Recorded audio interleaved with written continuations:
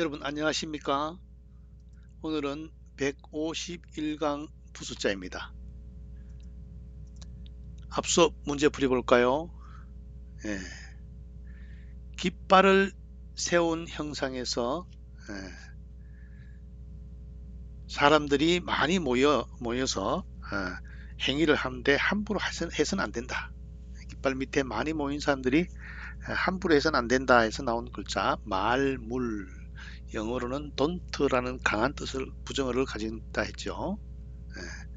다음 쌀포부수 안에 뱀사가 들어가서 새끼를 감싸고 있는 모습, 쌀포자죠. 쌀포자가 들어가는 글자가 형용사를 많이 가지고 있습니다. 그 다음 북녘북, 북녘북은 등배 모형을 본뜻하죠. 두 사람이 서로 등지고 있는 모습. 전쟁이 일어나면은 적이 따라올 수 없는, 도망갈 수 있는 곳은 북쪽이다 해서 북녘북 혹은 달아날 배가 된 글자죠.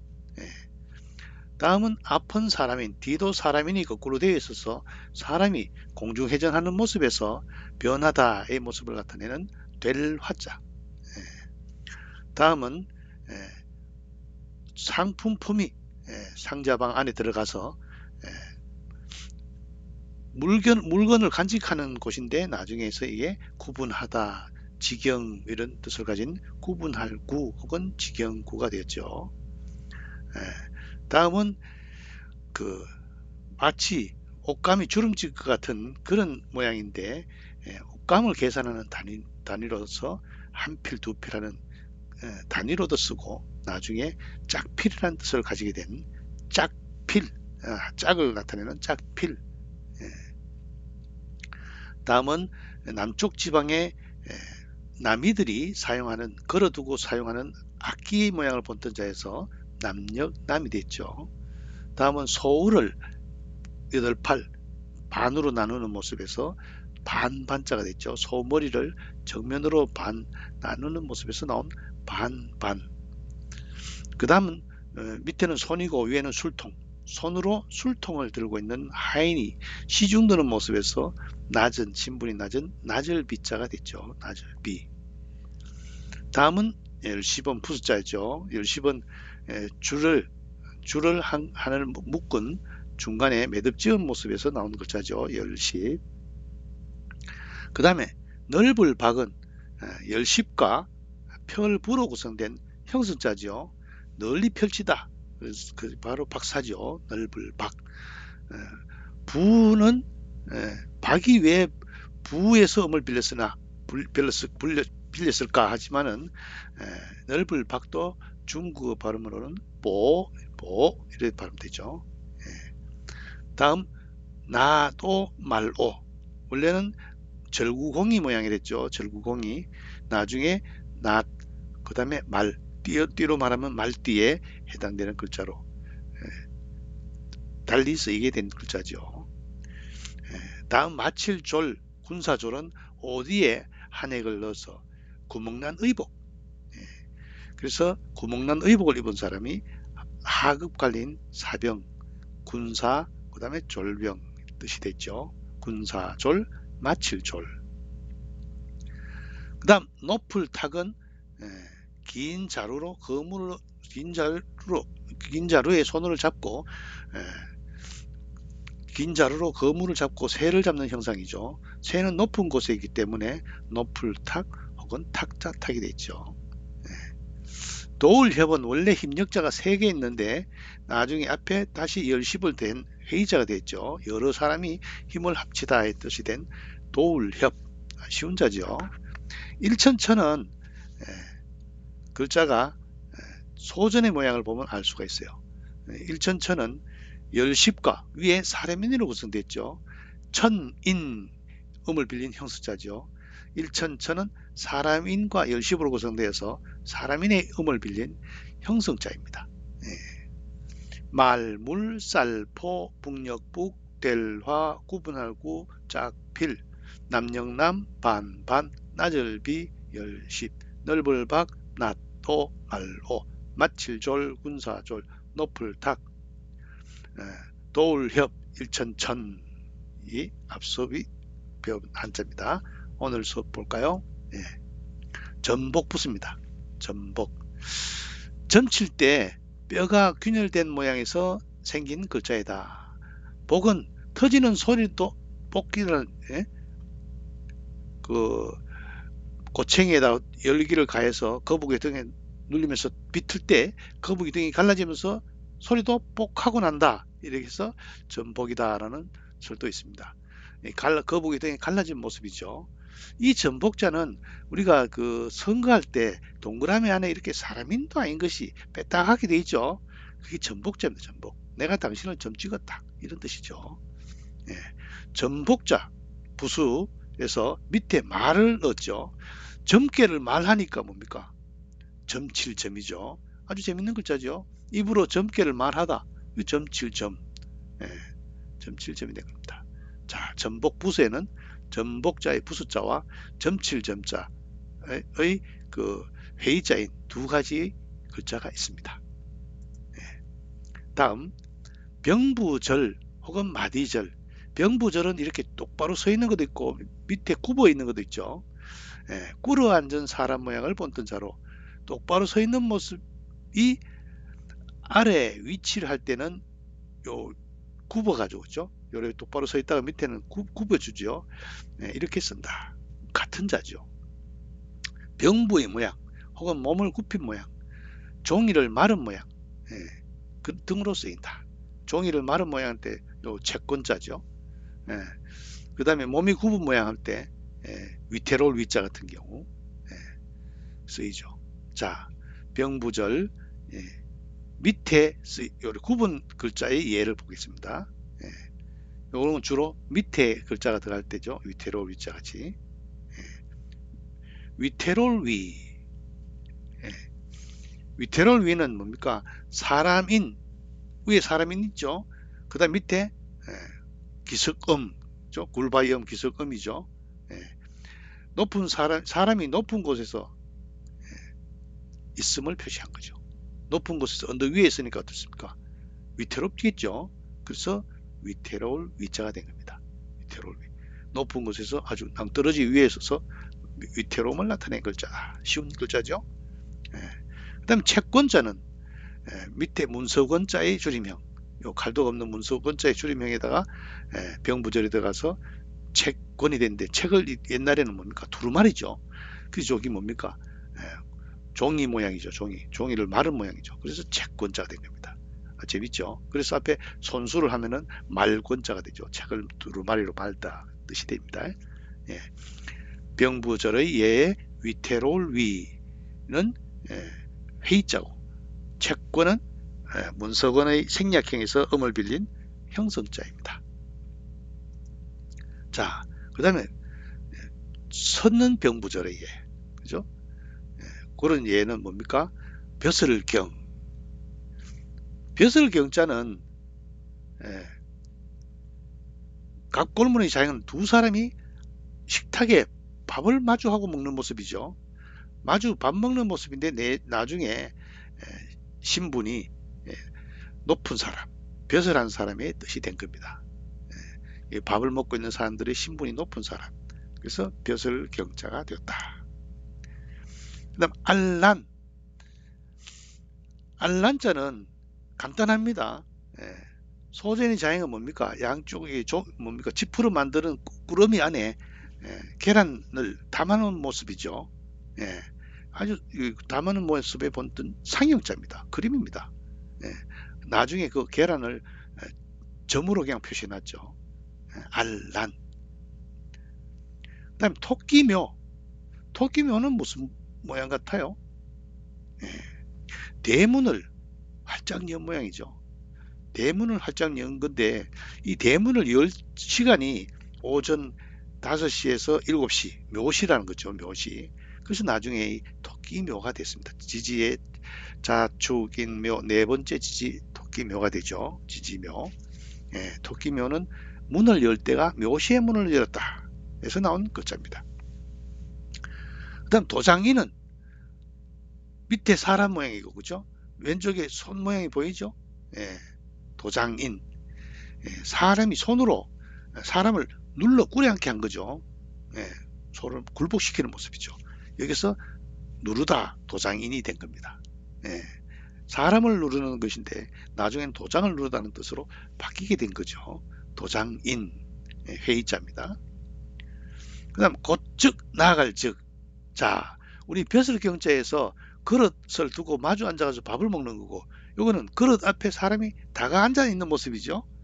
밥 먹으러 가까이 다가 앉은 모습에서 나아갈 즉, 곧즉 두 가지 뜻이 된 거죠. 곧즉 나아갈 즉, 즉위하다, 지위에 나아가다. 그 다음에 앞에 부사로 곧의 뜻으로 쓰일 때 곧즉. 예. 그 다음 물리칠 각은, 물리칠 각은 병부절에서 음을 빌린 형석자이다. 예. 물리칠 각, 예. 각인데 중국에는 입성이 발음이 없죠. 그래서 처에서 지혜로 발음됐죠. 예. 물리칠 각은 병부절에서 음을 빌린 형석자이다. 예. 그러니까 이 병부절에 원래는 각이 이 갈거가 음을 가져가고 병부절이 부수가 뜻을 나타내고 이래야 되는데 이건 좀 특이한 경우죠. 병부절이 음을 나타내는 경우가 됐다. 그러면 갈거도 부수도 아닌데 병부절은 부수이면서도 음을 나타내는 글자가 된 거죠. 특이한 경우죠. 물리칠각. 물리칠각은 갈거와 음을 나타내는 사람의 꾸려앉고 있는 모습을 보던 병부절과 구성된 형성자입니다. 병부절의 예는 벼슬경, 알란, 토끼묘, 도장인, 곧즉, 그 다음에 물리칠각의 형성자가 있습니다. 다음 굴바위음 볼까요? 굴바위음. 산기슭의 바위, 돌이 옆으로 튀어나와 그 사이에 사람이 살 수 있는 모양을 본떠 굴바위 또는 언덕의 뜻이 된 글자다.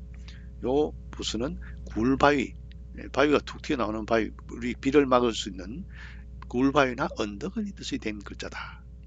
그러면 이 글자를 이해할 수 있는 거죠. 다음 그 궐도 중국에는 입성 발음이 없으니까 쥐로 반대죠. 쥐. 그 궐은 굴바위 음이 빠진, 그죠? 넘어질 궐. 이것도 마찬가지 중국어로도 쥐로 발음되죠. 넘어질 궐로 구성된 형성자입니다.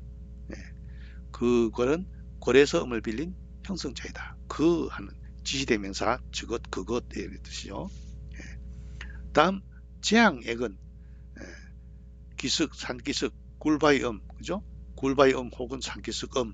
여기다가 밑에 사람이 굽혀져 있는 모습이죠. 사람이 구부러져 펴지 못한 형상인 병부절로 이루어진 회의자입니다. 곧 뭡니까? 위험, 재난의 뜻이 된 거죠. 뭡니까? 말이나 소의 목 위에 수레를 끄는 멍에, 그런 뜻에서 재앙이 뜻이 된 겁니다. 다음 언덕원. 언덕원은 산기슭음, 굴바위음 밑에 요거에 뭔지 아냐면 샘천자입니다. 샘천자. 샘의 물줄기 내려가는 모습이죠. 샘천자수 원래는 물수가 들어간 근원원인데 근원원이 이게 언덕원으로 쓰이자 다시 물수를 넣어서 근원원이 된 거죠. 그래서 중국에서 한자에서 음이 같으면 뜻이 통한다 해가지고 언덕원도 근원원으로도 통용됩니다. 그래서 여기서는 언덕원이 되는 거죠. 언덕원. 뭐 강원도 할 때 언덕원자를 쓰죠. 그다음 두터울 후는 갑골문의 자형은 뭡니까? 기슭음 밑에, 굴바위음 밑에 입이 크고 몸이 작은 무슨 용기죠. 이 용기가 아주 돌로 만들어 매우 무거움을 나타냈습니다. 이 무거움을 나타낸 게 나중에 요 모양으로 나릴 밑에 아들자의 형태로 바뀌었죠. 그래서 본뜻은 두텁다의 뜻이 된 겁니다. 두터울 후. 그 궐은 궐에서 음을 빌린 형성자. 재앙액은 몸이 밑에 언덕 밑에 몸을 숙여서 위태로움을 나타낸 재앙액. 요 위에 사람인을 하면 위태로울 위자고 그죠? 사람인이 없어도 장이 된 거죠. 밑에 몸을 언덕 밑에 있으니까 돌 굴러 가유 하는 게 된 거죠. 그 다음에 언덕 밑에 샘이 있다. 그는 원자인데 언덕원이 됐다. 그 다음에 언덕 밑에 아주 무거운 용기가 있는 모습에서 두텁다의 뜻이 된 두터울 후가 되겠습니다. 예. 다음 사사사. 옛날에는 이게 마늘모 모양에서 마늘모라 했는데 마늘모가 아니죠. 모로 찾으면 글자가 없습니다. 사사사. 물건을 자기 쪽으로 감삼을 나타내어 나 또는 사사롭다의 뜻이 된 글자라고 하고 입구의 변형으로 파생된 글자라고는 주장도 있다. 손으로 이렇게 팔꿈치를 감싸면서 내 거다 하는 거죠. 그래서 사사사, 사사로울 사자죠. 갈거, 갈거는 갑골문과 건문의 자형은 보면은 흑토가 큰데죠. 큰데 밑에 입구가 있어서 문을 열고 떠나가는 모습이죠. 흑토가 큰데의 줄임자로 된 글자가 뭐가 있을까요? 불글적, 불화 위에 사람이 불을 쬐고 있는 모습. 달아날 주, 밑에 발 모양 위에 흑토는 큰데 사람이 팔을 휘젓고 달리는 모습이죠. 그러니까 흑토가 큰데의 줄임자로 쓰이는 글자가 갈거, 달아날 주, 불글적에서 볼 수 있죠. 그래서 사람이 문 밖을 나간다. 날출자 기억납니까?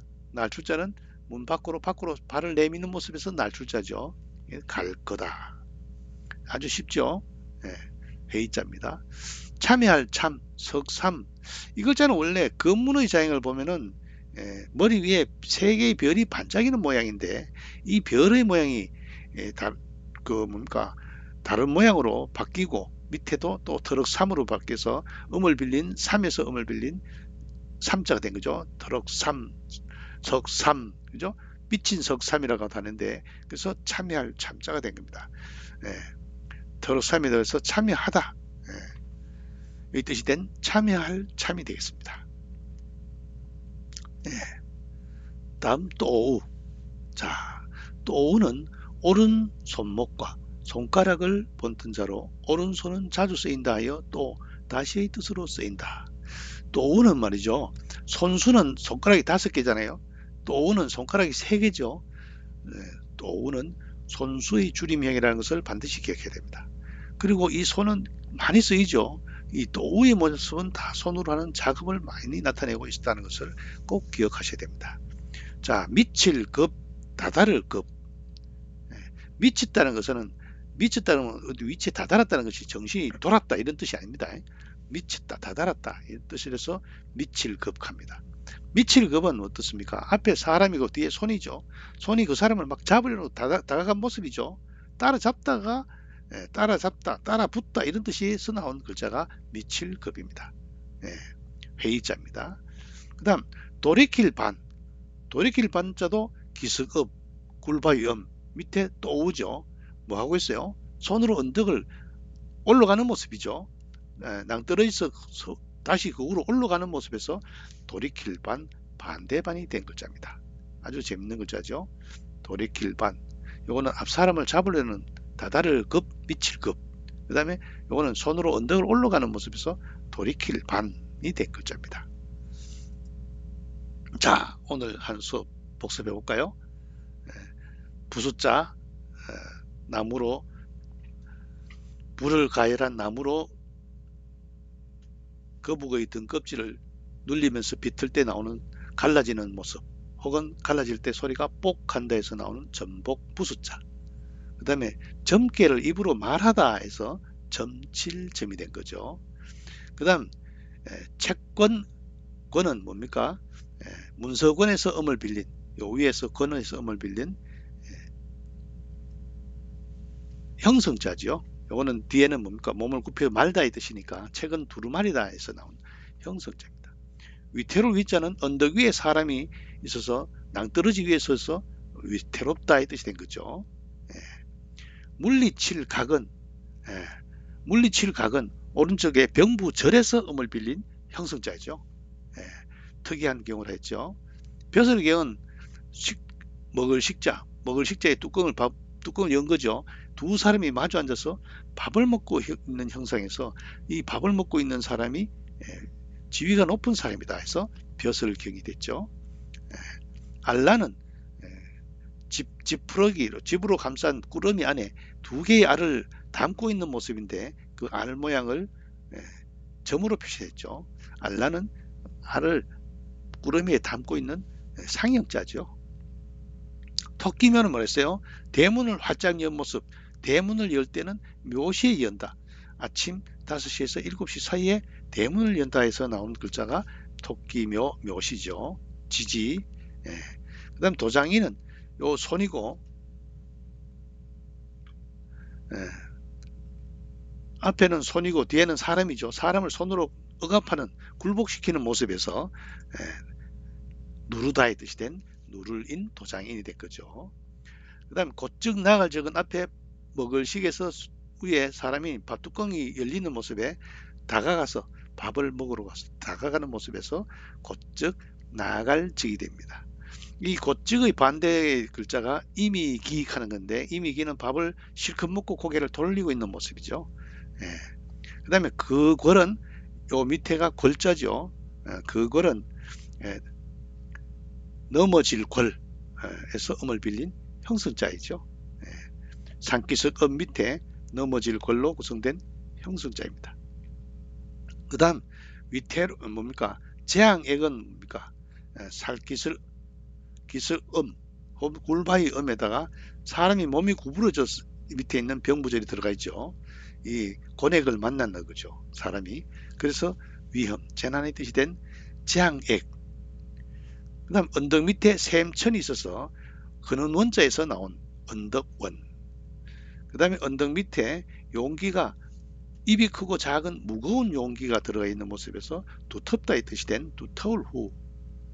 그 다음에 큰 대 밑에 입구의 모양으로 사람이 그 문을 열고 나가다의 뜻이 된 갈거. 큰대 흑토가 큰대의 변형이다 했죠. 그 다음 원래 사람 머리에 별이 반짝이는 모습인데 이게 나중에 터럭삼으로 바뀌면서 형성자가 된 글자. 터럭 석삼 참여할 참 되죠. 그 다음 손으로 앞 사람을 다가가서 잡으려는 모습에서 따라잡다 해서 나온 미칠급. 다음은 낭떠러지에서 손으로 잡고 위로 올라가는 모습에서 나온 돌이킬 반, 반대반이 되겠습니다. 오늘 수업 여기서 마치겠습니다.